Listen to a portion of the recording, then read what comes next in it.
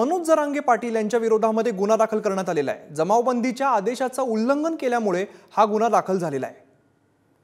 तर आपण पाहतोय मनोज जरांगे पाटील यांच्या विरोधात आता गुन्हा दाखल झालेला आहे। आपण पाहिलं होतं काल मनोज जरांगे पाटील हे चांगलेच आक्रमक झाले होते, त्यानंतर थेट मुंबईकडे कूच करण्यासाठी मनोज जरांगे पाटील निघाले होते।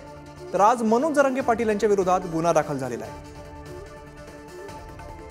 आमचे प्रतिनिधी उदय नागरबोजे आपल्या सोबत आहेत। उदय, मनोज जरांगे पाटील यांच्या विरोधात गुन्हा दाखल झालेला आहे। जमावबंदीच्या आदेशाचं उल्लंघन केल्याने गुन्हा दाखल झाल्याचं कळते, काय नेमकी माहिती आहे? नक्कीच शनिवारी बीड जिल्ह्यात ठिकठिकाणी रास्ता रोको करण्यात आला होता। यामध्ये शिरूर आणि अंमळनेर पोलीस ठाण्याच्या हद्दीत देखील रास्ता रोको झाला होता।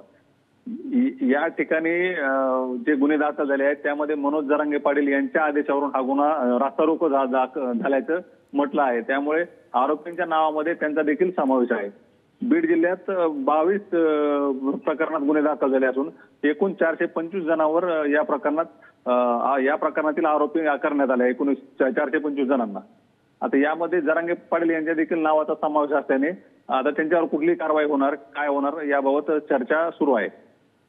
उदय, नेमका कुठे हा गुन्हा दाखल करण्यात आलेला आहे आणि या गुन्ह्याचं स्वरूप किती गंभीर आहे? बीड जिल्ह्यात गेल्या काही दिवसापासून जमावबंदीचे आदेश लागू आहेत। या जमावबंदीचा आदेश उल्लंघन करणाऱ्यावर गुन्हे दाखल केले जात आहेत। या काळात कुठलंही आंदोलन पोलिसांच्या परवानगीने करायचं असेल आंदोलन तर पोलिसांची परवानगी आवश्यक आहे, परंतु पोलिसांची परवानगी न घेता जर आंदोलन केलं तर पोलीस प्रशासनाकडून गुन्हे दाखल करण्यात येत आहेत। याच आदेशाचं उल्लंघन झाल्यानं शिरूर आणि अंमळनेर पोलीस ठाण्यात हा गुन्हा दाखल करण्यात आला आहे। उदय, हा कितपत गंभीर स्वरूपाचा गुन्हा दाखल करण्यात आलेला आहे? नक्कीच जरांगे पाटील यांच्यावर यापूर्वी कुठल्याही आंदोलनात गुन्हा दाखल झाला नव्हता किंवा त्यांचा बीड जिल्ह्यातल्या कुठल्याही आंदोलनात असा थेट सहभाग नव्हता। या आंदोलनात देखील त्यांचा थेट सहभाग नव्हता, परंतु जे आंदोलन झालं ते त्यांच्या आदेशाने झालं, त्याच्यामुळे त्यांच्या नावाचा आरोपीमध्ये समावेश करण्यात आला आहे। आता जमावबंदीच्या कलमांतर्गत जी कारवाई होईल तीच जरांगे पाटील यांच्यावर होणार आहे। उदय, मनोज जरांगे पाटील असतील किंवा ते कार्यकर्ते असतील त्यांच्याकडून काही प्रतिक्रिया येते का? नक्कीच गेल्या 2 दिवसापासून हे गुन्हे दाखल करण्याचे सत्र बीड जिल्ह्यात सुरू आहे।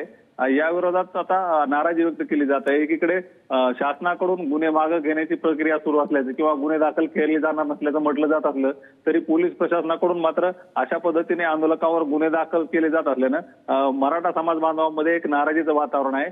तसेच आंदोलनादरम्यान अनेक ठिकाणी पोलिसांची शाब्दिक चकमक देखील झाली होती आंदोलकांची। पोलिसांचा पवित्रा असा होता की आंदोलन करू नये, तर मराठा समाज बांधव जे आहेत त्यांचा असा पवित्रा होता की आम्हाला जरांगे पाटील यांचे आदेश आहेत, आम्ही रास्ता रोको करणार। असे काही प्रकार बीड जिल्ह्यात घडले होते। त्यानंतर आता पोलीस प्रशासन ऍक्शन मोड मध्ये आले असून जवळपास आता पुढे काय पडसाद उमटतात हे पाहणं सुद्धा महत्त्वाचं असणार आहे। धन्यवाद तुम्ही दिलेल्या माहितीसाठी।